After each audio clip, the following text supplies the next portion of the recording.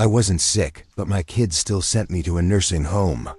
The key still turned, but the lock no longer welcomed me. That was the first thing I noticed, how the door hesitated, how it didn't swing open with the ease it used to. Like even the house knew it didn't belong to me anymore. I stood there, groceries in hand, on the porch I had swept for 40 years, staring at the same brass handle I had once polished every Sunday. My son had changed the locks. Said it was for safety. That's how it begins, you know. Not with a fall or a fever, but with conversations that don't quite feel like conversations. They start checking in more. They start asking what you had for lunch, but with that look in their eyes, the one that's not really curiosity, but evaluation. Then they stop asking altogether and start making decisions. I wasn't sick. I wasn't frail or confused or unable to dress myself. I paid my own bills. I still baked pies from scratch and read the newspaper cover to cover. I remembered birthdays better than they did, but somehow that wasn't enough. Somehow just being old became reason enough to be relocated. My kids called it the next chapter, as if life were a book they could write for me, as if the ink in my hands had dried up. The morning they packed my bags, I didn't cry. I smiled at them the way mothers do when their hearts are breaking, but they don't want their children to feel it. I told them I understood. I thanked them for caring. And then I stepped into the back seat of my daughter's car with a suitcase that still smelled like my cedar closet. The drive to the nursing home, the residential care facility, was quiet. I think they thought I'd thank them. I didn't. I stared out the window at the streets I knew better than my own heartbeat, knowing I might never drive them again, knowing I might never hear my wind chimes by the kitchen window, knowing that my life as I knew it had been boxed up and labeled too risky. I wasn't angry, not then. I was displaced, like a houseplant moved from sunlight to a shadowy corner, unsure how to bend toward light again. I didn't know then that this story would take turns I couldn't imagine. That grief would grow into something else. That even in a place I didn't choose, I'd uncover pieces of myself I'd forgotten were still alive. But in that moment, I only knew one thing: I was still breathing. And that had to count for something. I wish I could tell you exactly when the shift happened. One moment I was the matriarch of my family, Sunday roast at my house, birthday cards sent early, the one they called when they forgot how to make gravy or needed to remember where Aunt Joe was buried. I was dependable, capable, steady. And then slowly, quietly, I became, "Mom, are you sure you should be doing that by yourself?" It starts innocently. A little help with the groceries. A quick double check to make sure you've taken your pills. A concerned glance when you fumble your keys or forget where you parked. And you appreciate it. At first, it's sweet, right? They love you.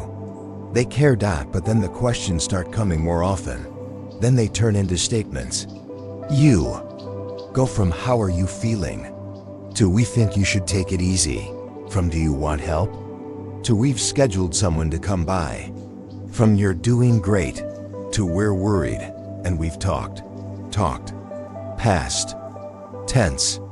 Without you. I didn't see it coming because it came wrapped in love, concern, a soft voice, a pat on the hand. But under all that softness was a message I hadn't expected. You can't make these decisions anymore, and that's the heartbreak. Not just losing control of your life, but watching your children stop seeing you as someone with a voice.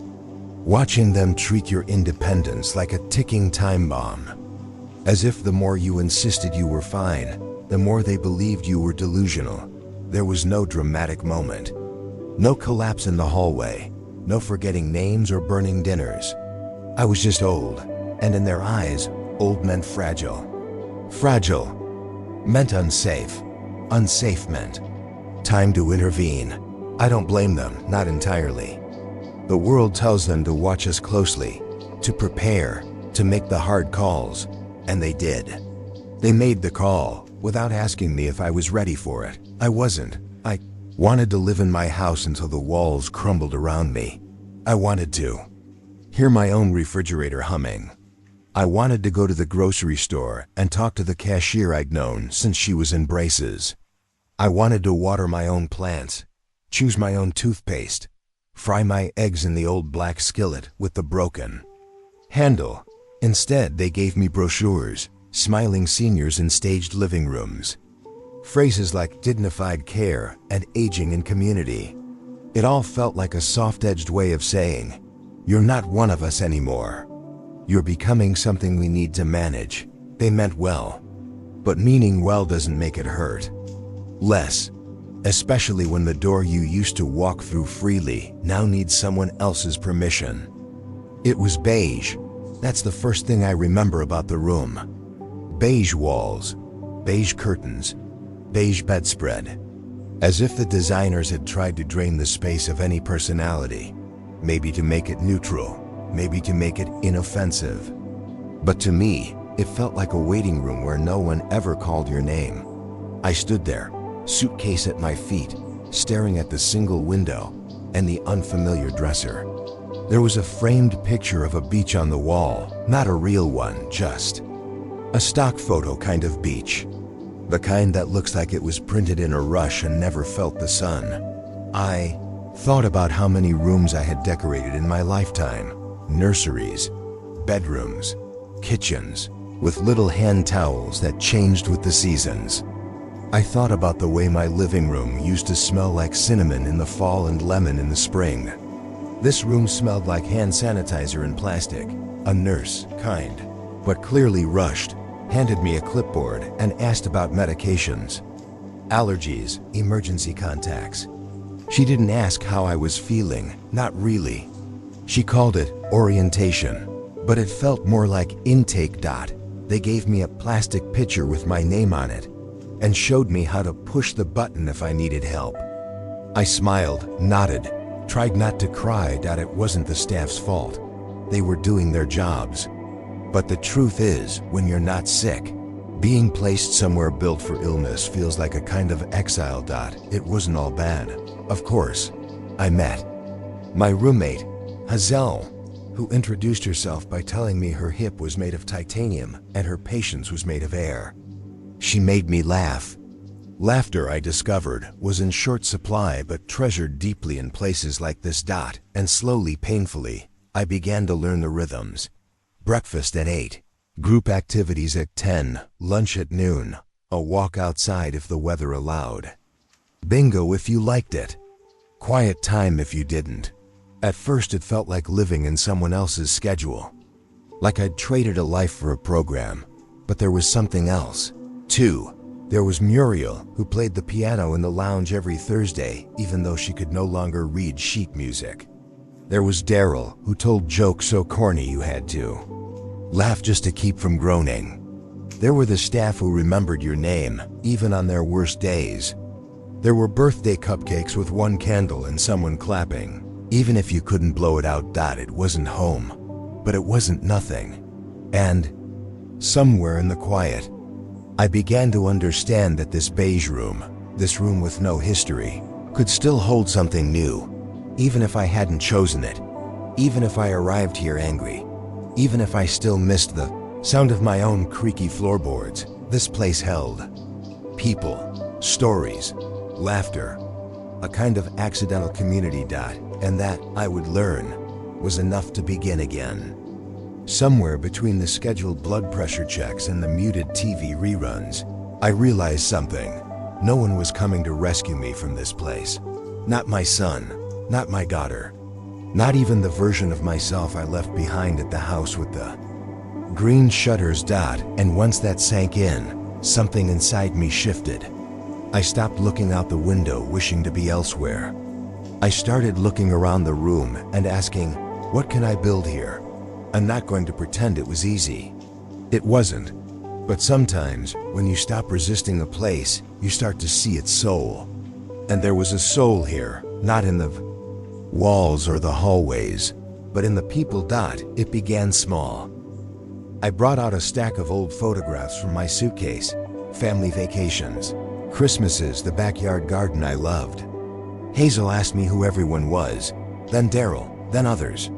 We started sitting in the common room after dinner, passing the pictures around, telling stories. Not all were happy. Not all were mine. But they mattered. Someone suggested we start a memory circle every Friday. So we did. Then one afternoon, I noticed the raised flower bed outside the west wing hadn't been touched in months. Weeds had taken over. I asked the staff if I could clean it up. They looked surprised, but said yes. The next morning, I borrowed a pair of gloves and spent 3 hours pulling weeds and humming to myself. By the third week, there were tomatoes growing. One woman donated marigold seeds. Another handed me a tiny birdhouse her late husband had made. Soon, the garden had its own rhythm. And so did I. I joined a book club, then led one. I started writing again, little essays, mostly memories, some fiction. I gave one to the activities director, and she asked if I'd read it aloud next Wednesday. So I did. And that night, someone slipped me a note under my door that simply said, "Thank you for making me feel alive again." I cried when I read it, not out of sadness, but because I realized that somewhere along the way, I had stopped being a woman who'd been put somewhere and started being a woman who was living somewhere. My body hadn't changed.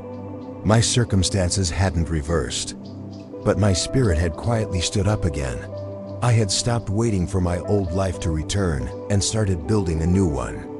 Not the one I asked for, but one that belonged to me, nonetheless. And in doing that, I reclaimed the thing they didn't even realize they took from me. My voice. My place. My worth. Sometimes what we call home is really just a container for our memories, walls that witnessed who we used to be. And yes, losing that kind of home hurts deeply, but home isn't just where you keep your dishes. It's where you're allowed to be. And for a while I didn't feel that here. I felt abandoned, forgotten, handled instead of heard. I thought my story had been closed, shelved, politely shut away like an old novel with a cracked spine. But I was wrong, because in the quiet hours, in the overwatered geraniums and the laughter around a cafeteria table, in the voices of people I never expected to meet, I found pieces of myself I had long left behind. The parts that weren't mom or wife or burden. The parts that were simply me. No, I don't wake up in my old bedroom anymore. But I do wake up. And now, I wake up with purpose. Sometimes it's to read poetry to someone who can't remember their own name. Sometimes it's to help a nurse pronounce a hard word in Spanish. Sometimes it's just to watch the light shift across the floor and whisper, "I'm still here. I still miss my house, my porch swing, my spice drawer arranged just the way I liked it, but I don't miss who I was before. I came here because I've become something I didn't expect to be in the final chapters of life. Rooted, awake, necessary. To anyone out there, maybe you're aging, maybe you're watching your parents age. I'll say this, don't assume the old have no more say in their story. Don't make decisions for someone without inviting them into the room. And don't think that just because someone lives in a nursing home, they've stopped living. We don't stop mattering just because the world puts us in smaller rooms. In fact, sometimes it's in those very rooms that we remember just how large our souls can be. I may have lost my house, but in losing it, I was forced to go inward, to remember, to rebuild, to reroot myself in the parts of me that no one else could touch. And in that sacred, unexpected space, I found something far greater than the life I was taken from. I found the life I still had left to live.